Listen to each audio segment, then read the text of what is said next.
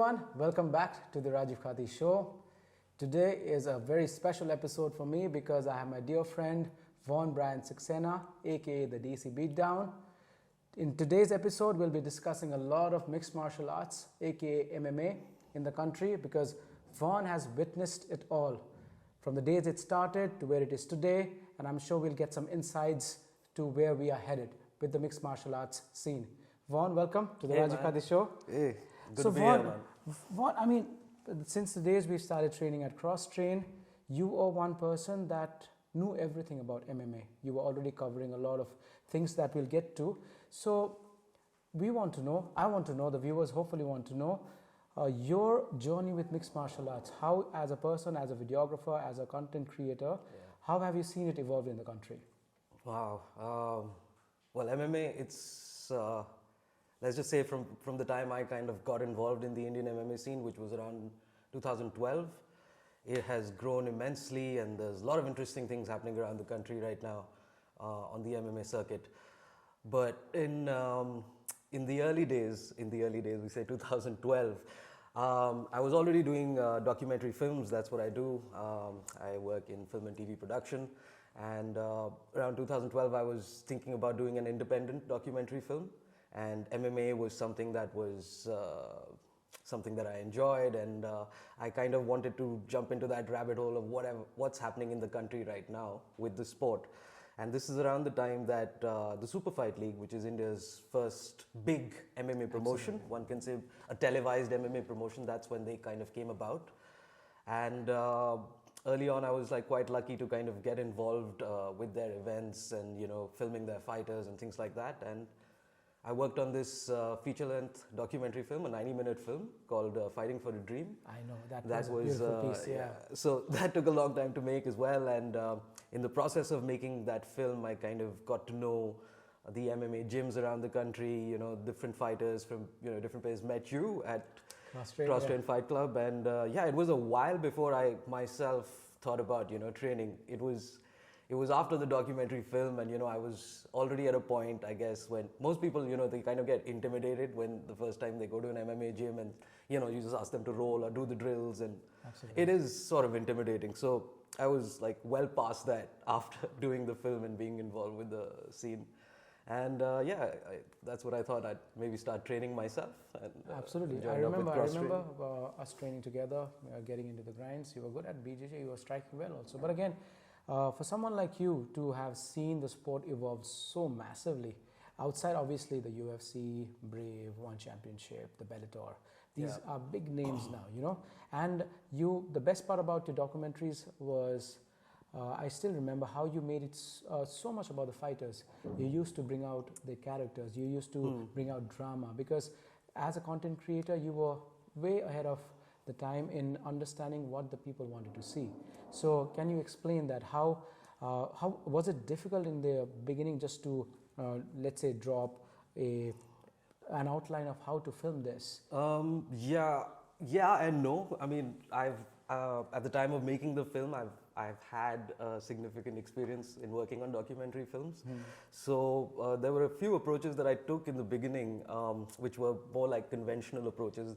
Earlier, when I was thinking about getting the film funded, I was thinking maybe about doing a 30-minute film, and, you know, maybe just base it around one fighter's life, or maybe, you know, a fighter and his coach's journey from you know, humble beginnings to, you know, a big stage like the SFL at that time, right?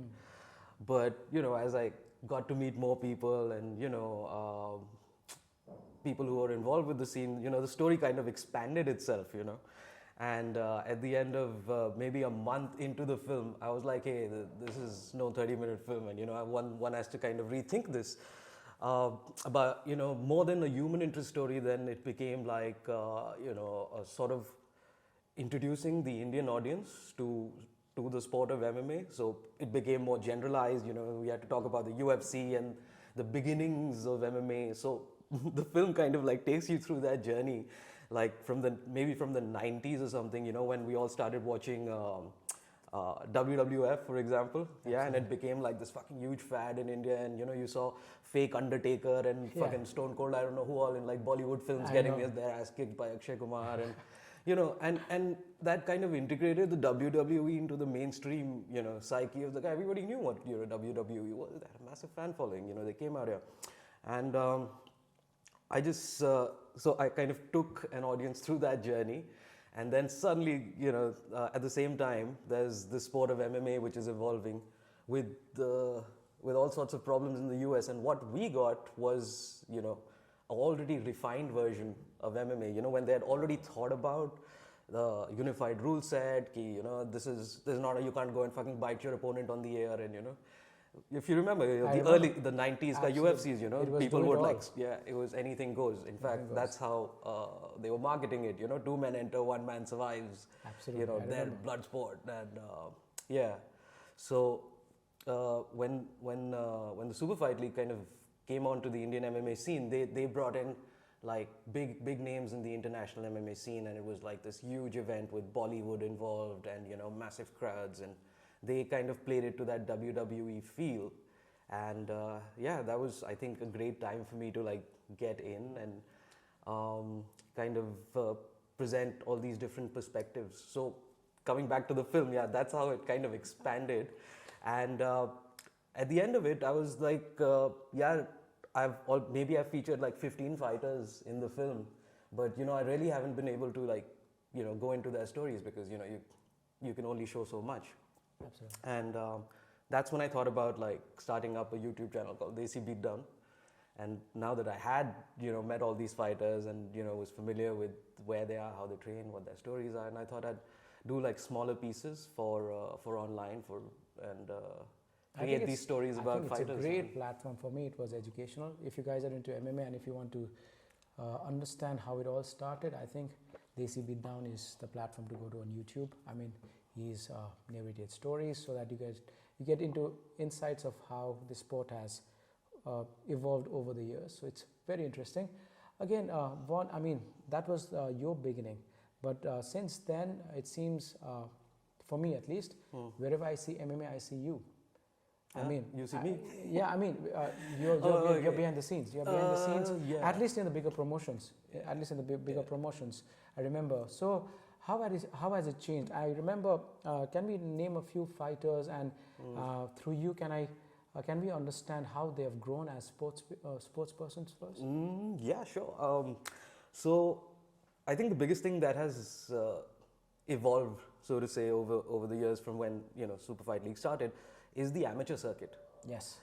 And that, is the one factor which has, like, you see the evolution, you see guys getting better, new guys are really good when they already, like, step into the sport. That is all because of the amateur circuit and, the amount of competition that serious guys who want to get involved in the sport are, so much competition is available to them now, and I think I have to give credit to IMA, the All India Mixed Martial Arts Association. Those are the guys who kind of pushed it right in the beginning.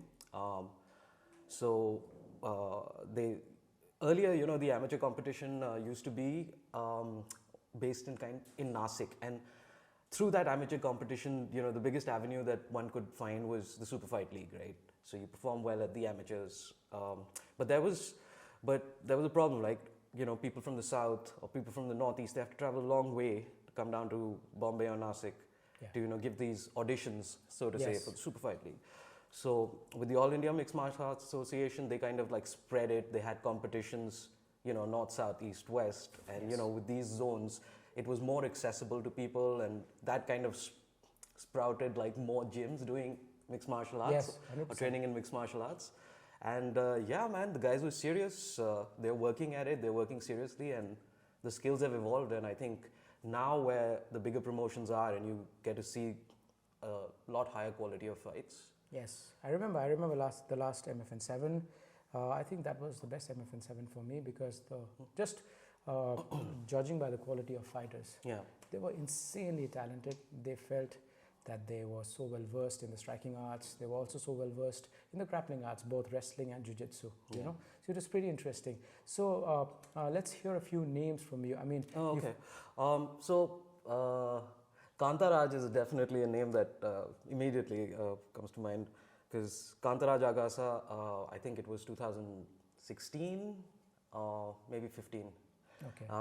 He was fighting at the IMA Body Power Championship in Mumbai, and he was one of those standouts. Like, you know, he was a part of the grappling competition, and then he was a part of the amateur MMA competition as well, and he pretty much kind of destroyed everyone in both. Yeah, so he was one of the guys, but we didn't get to see much of striking, right? But slowly, you know, as he got SFL contract, came in, and he had to evolve his striking, and that is what is interesting about, you know, people say like, why is SFL like a team format, and you know, why they're trying to make it like, you know, the other leagues that are out there.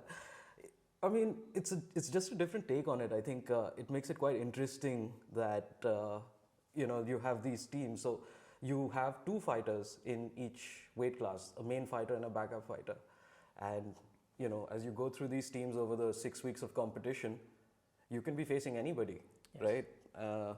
You might end up facing like a Brazilian Jiu-Jitsu black belt from Brazil, yeah, or like a Muay Thai fighter from Thailand, right? So you got to be prepared for everything, and I think that in the pro circuit kind of got these guys really working, because in early on, you know, you saw very one-dimensional fighters. Yes, of course. You know, in the early days, because they were all transitioning from, say, boxing or wushu, wrestling or wushu, especially, yeah, wushu, because wushu has got all the three elements, aspects of MMA. So you have your striking range, you have your throwing range, yes, but the only thing which is missing is like your grappling, yeah. Grappling. But you have your clinch fighting, and all of that works as well, translates well into MMA. So you saw these wushu guys, you know, maybe they're not like learning submissions, but at least they're working on their ground get up, and you know, how to like slither out of submissions and all, because you might be taken to the ground by a Brazilian Jiu-Jitsu black belt. Yeah. And Kantaraj kind of like, at that time, 2017 season 1 Super Fight League, he kind of proved that evolution when in the finals, Kanta fought this guy called Neto, Valmir Neto. He is a high degree Jiu-Jitsu black belt. He's a competition black belt, like ex-Naga champion, and wow. Yeah, so he's like, and he basically ran through everybody through the league. Basically, he would give a bottom position, put himself in a bad position, and then like triangle choke the hell out of everyone. So when he fought Kanta in the finals, Kanta had like worked out his game plan. He's like, I'm not getting submitted by this Jiu-Jitsu black belt, man. And he just kept like heavy top pressure, dominated him for 3 rounds. And yeah, Punjab won that season with Kantaraj as the captain of the Punjab team. He was the star. I remember, because I also remember I was not really into MMA at that time, but Kantaraj was one name that often came about. I also remember when Roshan was fighting Kantaraj. Much later. Yeah. So when we were like, oh, Roshan's going to be fighting Kantaraj, he was like, oh my God, Kantaraj is a monster. So you rightly said, that's one name that I think is synonymous with MMA in the country, to at least taking MMA to where it is today. So besides that, Vaughn, like you said, there are so many MMA promotions promoting MMA today. Okay, the only problem that I have with these promotions are they're calling themselves pro promotions, but the fighters are not being paid. What's your take on that? So see, and that's not just a problem here. I mean, that's basically a problem anywhere that MMA is, right? Like we hear, you know, big international promotions not paying full to their fighters. I think there was like some talk about Floyd Mayweather not paying Jake Paul what he was owed. So, you know, money scenes will like always be there, and their promotions are there. And the promotions here, man. I mean, you just as a fighter, you got to make smart decisions. Yes. And you know, you got to choose which are, you know, promotions are safe to fight at. I think that is the most important thing. Well said. More than you know, getting paid. I think safety and the longevity of your career is more important than that. And you know, you've seen like MMA, Jiu-Jitsu. We've all seen bad reffing. We've seen bad judging. Bad judging, theek hai, is not going to kill you. Might make you lose the fight, but bad reffing can, you know, get you seriously hurt. Absolutely. So yeah, so fighters are the ones who've got to make that decision. You know, not every MMA competition or promotion that you're going to fight for is going to lead you to a better place, right? True. So pick your promotions well, I think, and you know, I think that is also like being part of you know, a good team who's not just going to like push you to fight here and there, so that, you know, they can push you as a pro fighter, but then they're really concerned about you and they're like, okay, this is a good fight for you, this is not a good promotion for you. So that advice needs to also, come from your team. That's good. That's such good advice. I mean, that is probably the most important advice that I think anyone could dole out for MMA fighters. It's about longevity, right? It's still, I think we're still at a very nascent state of calling it a big career move for a lot of people, except for a few names that we can name. Because the paying promotions are still very sporadic. And some of our guys who've also gone outside and trained and also fought at bigger promotions. Yeah. So what's happening with that scene, Vaughn, and how have you seen affect the MMA circuit in the country? Like our guys going abroad, they're fighting in bigger promotions like the UFC also. Yeah. And how has that impacted us and what's happening over there? Well, I can't. Okay, so the UFC has been wanting to have Indian fighters for the longest time. I remember in 2012 itself, there was talks of doing The Ultimate Fighter, which is the reality show, to do an India versus China Ultimate Fighter. Oh, wow. I mean, because they hadn't tapped into the Chinese market as well at that time, and look where they are with that now. So I don't know, whatever the decision was taken by the UFC that they excluded India at that time from 2012, and they were like, we'll do an Ultimate Fighter China, which wasn't like a regular reality show. I mean, regular for everyone to watch. It was like just for the Chinese market. The whole show was in Chinese. So we never got to saw that, but that kind of put UFC there in on Chinese television with their fighters. And some of those guys they kind of brought into the UFC from that. I can't remember their names. So they kind of concentrated on China, and look what's come of that in like 10 years from now, right? They have the biggest performance institute in Beijing now. You've had, Weili Zhang, who's a UFC champion, a bunch of Chinese guys, and so the first Indian guy who went and fought at the UFC, Bharat, good guy from near Nasik, from Bhangar. He used to be a featherweight champion in the Super Fight League. And the UFC kind of wanted to get him as well, I think at some point. But he only got in by 2016. Okay. Yeah, and he's the only Indian fellow who's gone and fought out there, right? And they matched him up with a Chinese guy. Wow. Yeah, and it didn't go well for him. And, sadly, whatever circumstances were after that fight, he couldn't get back into the UFC. So, I guess we're just waiting now for the next Indian guy in the UFC who can kind of sustain himself in the UFC, So what according to you, I mean, would be the best route? I mean, somebody fighting the local leagues that are in the country and somebody scouting them as talent and giving them maybe, let's say, the preliminary fights. How do you see it panning? So you just got to put up big fights. So what I have seen over the years is so far, of the Indian promotion, Super Fight League is the only one which is on TV, right? So I've seen, international fighters, they come down here for the Super Fight League as part of Haryana team or whatever. All teams have foreign fighters. They come here, they improve their records, and I've seen some guys go straight after the league and get drafted into the UFC, or at least get called for one of those contender shows like you have now, like Dana White Contender Series or something like that. So we've seen some Brazilians who've come here, fought at the SFL, and then gone and they moved on to get a spot on the they got spots on the UFC. I don't know how many of them are still active on the roster, but they got it, and we saw them fight on some main cards as well. Any names that you think from the potential from the current MMA scene that could possibly? So also coming back to the point of how does one route himself to go to the UFC from India? I think it's not easy, but the way to do it is actually be there in the US. Few guys have done that. Even Bharat himself was at one point training at Jackson Wink, which is one of the biggest MMA camps in the world, one could say. Definitely in the US. Holly Holmes. John Jones, some of the big names, champions train at. So he was training at Jackson Wink. So were a couple of other guys from India. Sumit Khadia was there as well. And so these opportunities, might just kind of arrive in your gym. I'm sure, even in your gym, these opportunities arrive.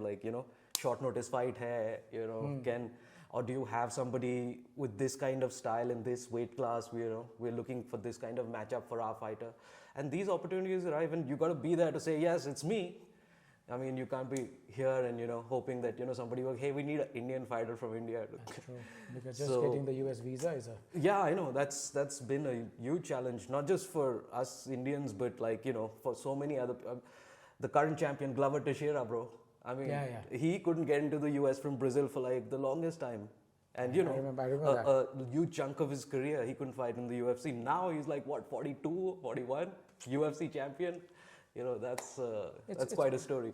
It's pretty, yeah. So you said it very well, because you need to be where the action is.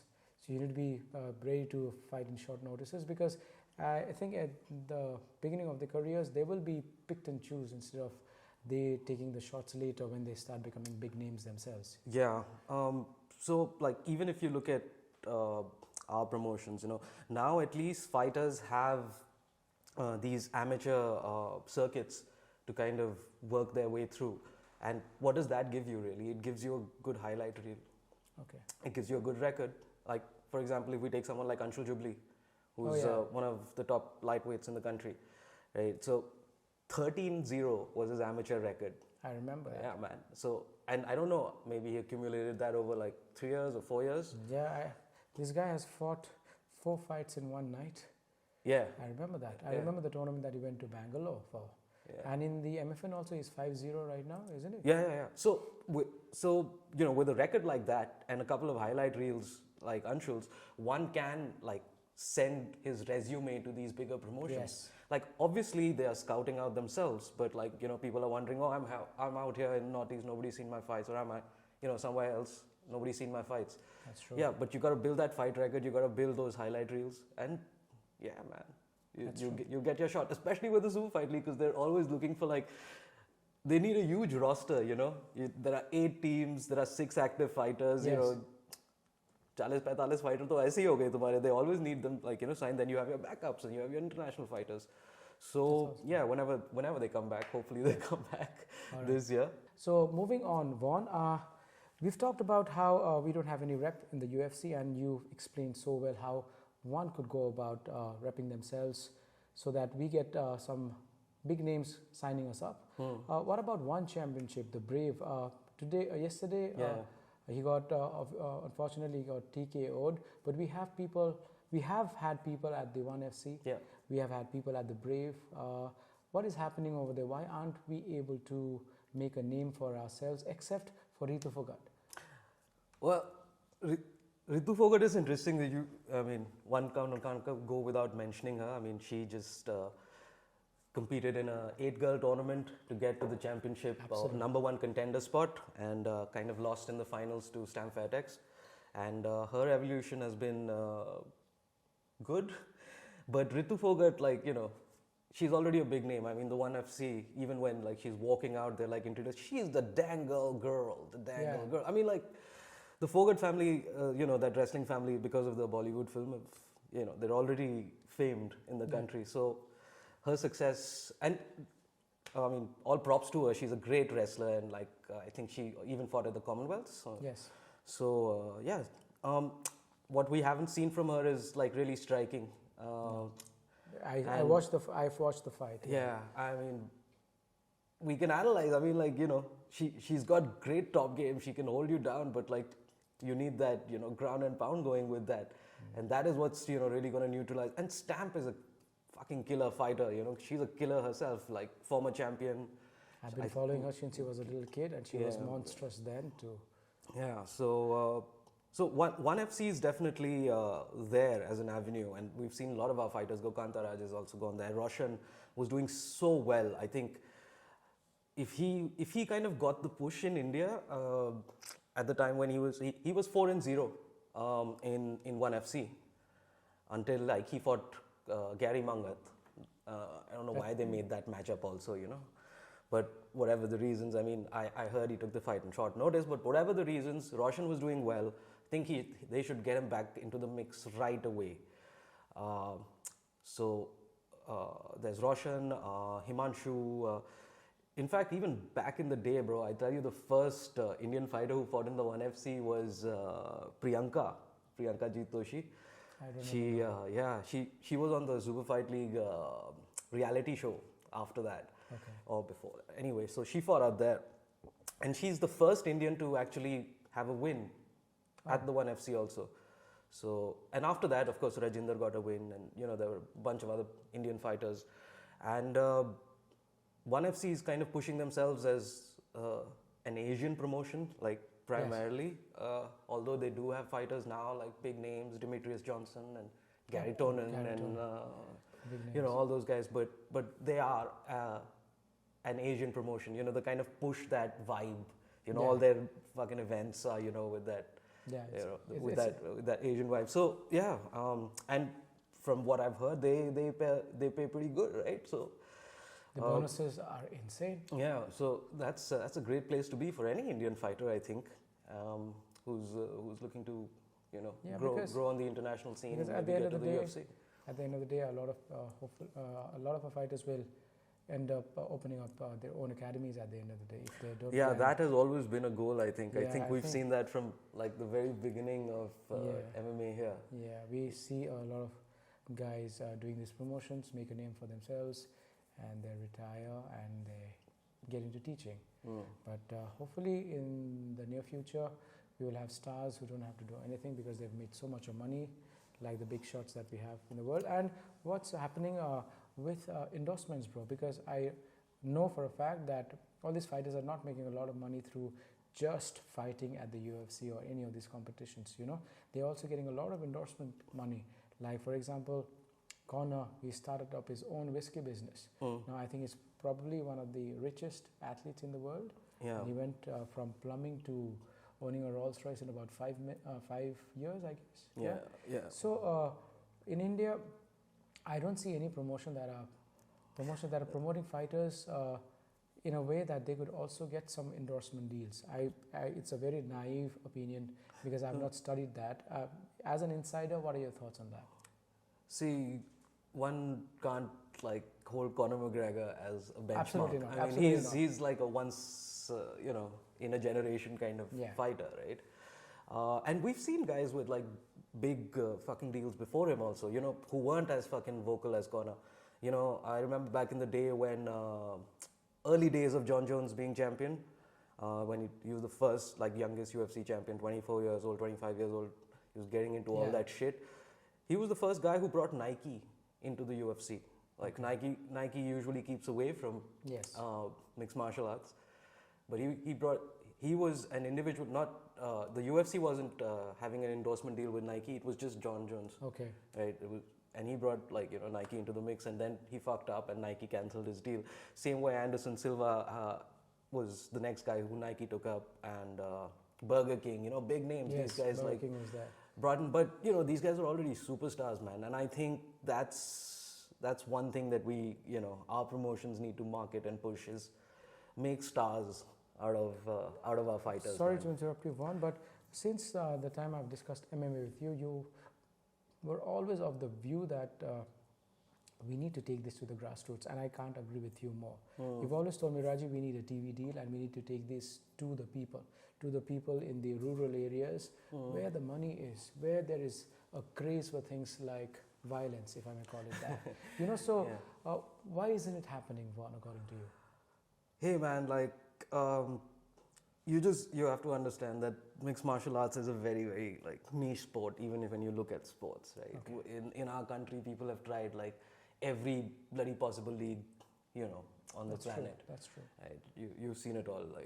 You've seen big, when there was a tennis league, I don't remember who did it or how many years ago with that, but they had Federer and all, on the, in some Indian tennis league, right? But sorry to interrupt, but same thing with Kabaddi, bro. So that's what I was getting to, right? So now why is Kabaddi so fucking huge, right? I mean, we understand why cricket is huge, right? Because we're the world champions and we're proud and we've been fucking playing it for 200 years, right? Yeah. And Kabaddi has that same fucking, lineage. Lineage. And they're ये तो मेरे दादाजी भी खेलते थे, अब भी खेलते थे. You can immediately hook on to that. Whereas MMA, even with the Bollywood films and the exposure it's got, I think even now the biggest thing which is making headway in India is the UFC, bro. Yeah. People fucking understand the UFC. Everything is UFC. People come to my gym saying, "Sir, UFC seekhna hai." Well, that's been going on for 10 years. And how is it going to get even more mainstream is when we have like an Indian guy in the UFC. And then we can say, like, that's the guy. Iski tarah banta hai. He hamara champion hai wahan pe. You're right. Ek nahi, do, teen, char. Ek, you know, like, personally, I think it's going to be a girl who's going to like get there before any guy does. Ruth Fogart is a good prospect. Let's see. I mean, let's see.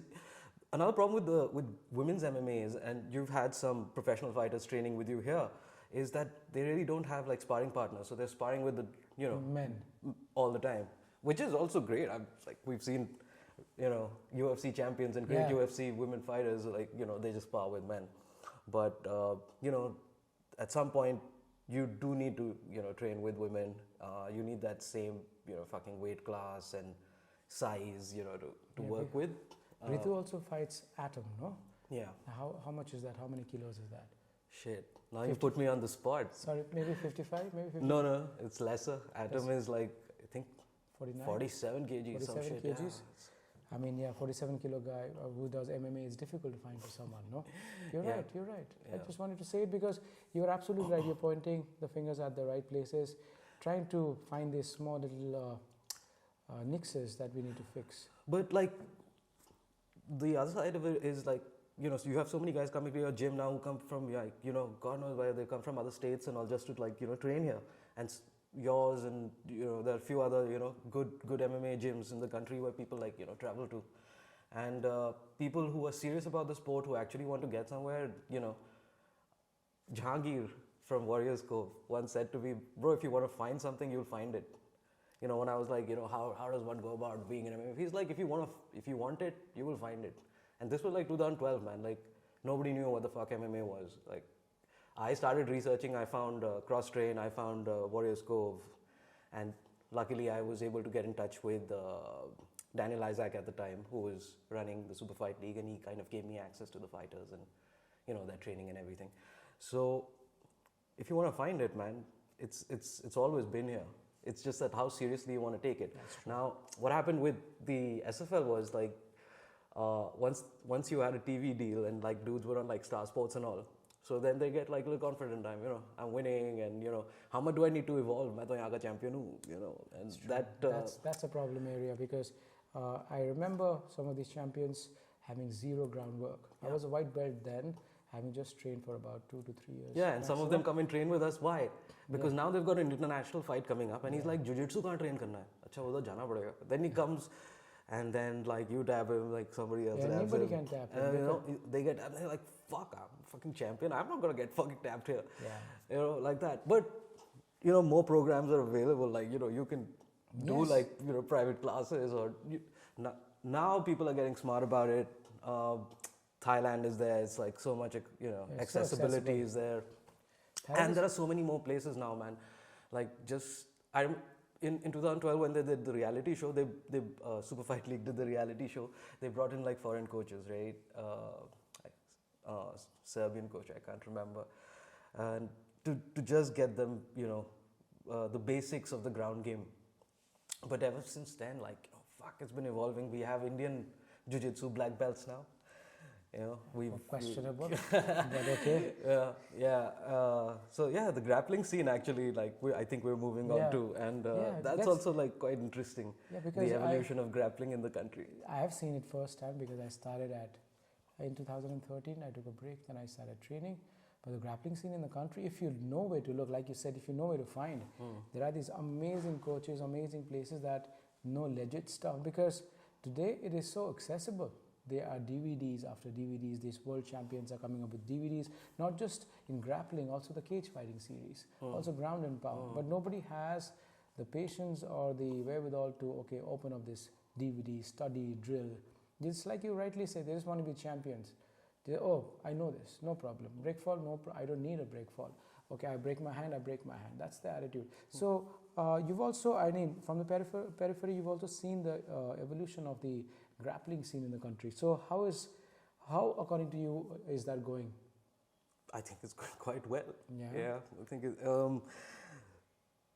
so like MMA, now you have grappling federations, amateur federations all around the country, which are conducting tournaments and the like. At one point, maybe like 15 years ago, it used to be all like karate championship, right? Absolutely. So fucking state karate championship, like 1,000 kids have come. 1,000 kids have come and registered, and they're gonna, they're like 8 mats bloody operating. And now you see that with grappling, man. Yeah. You see, I mean, I'm not saying that everyone's great and like everyone's been taught the right technique, but you just seeing the involvement, it's fantastic. Also, now that jiu-jitsu is recognized as a Olympic sport, it's been recognized by the Indian Olympic Committee as well. In the next Olympics, we will have to send out a fucking national team. So I think it's just going to evolve quicker and quicker and quicker. And, I think Indians have an affinity towards grappling with our, wrestling heritage. True. That is something that Dana White and the UFC gang kind of wanted to like push in their marketing and capitalize on back in, 2012. They were like, oh, Kushti is great and, you're Kushti fighters. In fact, Sushil Kumar at that time, 2012, he had just won his London silver medal. Silver medal, yeah. Yeah, silver. And he had been offered, bro, by the UFC. Really? Yeah. I had interviewed him for the film and he had told me, वो आए थे UFC वाले आए थे, उन्होंने कहा था हमारे यहाँ के आप ट्रेनिंग करो लड़ो, लेकिन मैंने अभी देश के लिए काम करना है ये वो. And like he of course he went on to compete in other world championships and Olympics after that, but he was offered and he told me at that time कि एक हमारा wrestling का ही बंदा UFC ने अभी draft किया है. You see, he's damn good. That dude was Yoel Romero. I mean, like, he must have met him at, Olympics and all. Yoel Romero was also an Olympic dude, yeah. Goodness, So he turned out to be a UFC monster. So think about it, like, if they took Sushil at his peak, I think he was at like 27, 28 years old at the time, took him and put him in a top camp, like, American top team, fucking made a monster out of him, bro. That's true. That's true, because ground and pound the Yoel shit. Romero was one of the scariest people that I've seen on television now. The way he smashes, I've seen him get smashed very little. Even the fight with Adesanya was very conclusive. Yeah.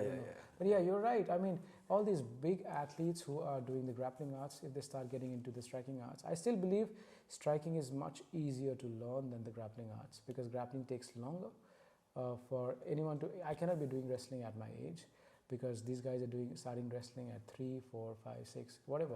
Even in Russia, the Dagestanis are smashing everyone because there are 12-year-olds in Thailand who've got like 50 fights on their Muay Thai record. That's also true. That's also true. But again, like this debate we can go on because yesterday we saw poor Gary, one of my favorite grapplers, getting smashed. So yeah, we also had Ryan Hall, people like Ryan Hall trying to do leg locks, and they're getting smashed also. Last year, he also got knocked out. But we're seeing leg locks now in like our Indian promotions also. Oh yeah. Dudes who we thought would never ever take it to the ground are now going to the ground, and he's going 50-50 position. I'm going to go for the ankle. Oh man, that was crazy. And the other guy's trying to kick him in the face, grounded position. It's pretty beautiful to watch the evolution of these two sports. MMA as an MMA or single entity, and grappling as a single entity in itself. Yeah. And what do you think about the gi and the no gi? I personally, I don't like the gi anymore. Yeah, coming back to the Olympics, bro, now that you bring that up, it's all going to be gi. I know there's going to be no gi in the Olympics. That's the problem, because we have we've shifted literally from gi to no gi, because no gi for us is so dynamic. We are organizing India's biggest amateur tournament on the 26th of March, the Strangle. Oh, yeah. Yeah, so it's a no-gi tournament. Dude, look, at this stage, it's just fantastic that, you can put a competition like this together, because you've also taken part in like lots of jiu-jitsu competitions, and, you've been a part of the circuit. And, man, it's just so hard for, guys who come from humble beginnings to travel across half the country, come fucking stay in the city for like a couple of days, get smashed or do some smashing. And at the end of it, they get nothing. Absolutely. Right? You might fight in, a 16-man tournament and, have 3 fights, and then, you'll be off. And of course, you've got the experience and, you've learned, but, there's nothing like tangible which has come out of it. And I think that's what's important. We need to give the amateur athletes not just something to aspire to, as in make their name and get into a better promotion, लेकिन अभी इसी tournament के लिए कुछ तो मिलना चाहिए, bro. Absolutely. And कोई भी tournament देख लो आप कुश्ती, I mean कुश्ती is of course huge, bro. They give fucking cars and इस पहलवान को motorcycle or something. So it's great that you've organized a tournament where there's a fucking cash prize. Yeah, I think we're trying. We've seen the stagnation of the sport in the country just because there were not enough people paying them. That's why MMA becomes so lucrative, no? Even if they're getting paid 5,000 or 10,000 rupees a promotion, they want to rather go there. Like you said, most of the guys who are good enough come from humble beginnings. For them to be able to just afford the training is quite expensive. Yeah. The nutrition itself, the stay, the food, it accumulates into a very large sum of money. So we are trying to do our part. But yeah, so grappling. But what about the gi and the no gi scene? I think the grappling coaches in the country are going to take that decision with their own schools. I'm sticking to no gi. That's my thing. Because also, bro, what about the future of MMA in the country? We have big names now. We've taken SFL, we've the smaller leagues, we have MFN now. But what is the future? I mean, will we ever have a star from this country? Yes, we will. And the timeline to that star is variable. Okay. It just depends on the regularity of, the programming to the mainstream. It's gotta be on TV, man. Okay. I mean, like everybody's like fucking OTTs, the shit. Yeah. Like, everyone's watching cricket on fucking Hotstar on their phones. Okay, great, bro. But it's gotta be promoted on mainstream fucking TV. Programming's gotta be on TV. So just as long as we can keep doing that regularly, we'll keep making stars. I think for like a little time in between, we did create like, some hype. There was with SFL, I remember, because all these big names from Bollywood were there. It was being streamed on television. There were ads being repeated over and over. Yeah. This consciousness was slowly getting to know what MMA was all about. Exactly. But see, the deal with the SFL is they're going to come on for like 45 days when they do their league time. And then, that'll be it until next year when we do another, season of this. So something else has got to take over in that interim. To keep everybody, involved and wanting for more. Yeah, because I think it's a great market. We have about 1.5 billion people, and people are hungry for good entertainment. And like you said, if collectively, if they work out TV deals, get to the grassroots, like you've always believed, I've heard you say that for the last 8-10 years, I remember that. So I think that's the way to go forward. Thank you, Vaughn. That's Vaughn. He knows everything about MMA. At least for me, it was an eye-opener on a lot of things. I hope you guys had some fun listening to us talk. At least Vaughn dole out the information that he doled out. It was great. Those were great insights for me as a listener. So please do not forget to follow Vaughn. I'm going to link his Instagram here. Also, check out DesiBeatDown because that's the channel to go. If you are remotely interested in MMA, that's the place to go and educate yourself on what's been happening in the MMA circuit for all these years. Thank you, Vaughn, brother. Hey, man. Always my pleasure. Thank you so much. Good to be here, man. Any last words? Well, support local fighters, support local MMA. That's how we're going to get to the top, guys. Cheers. See you. Let's support local talent. Thank you, guys. Peace. Hey. Shit, how long was it, man? Fucking went on like forever.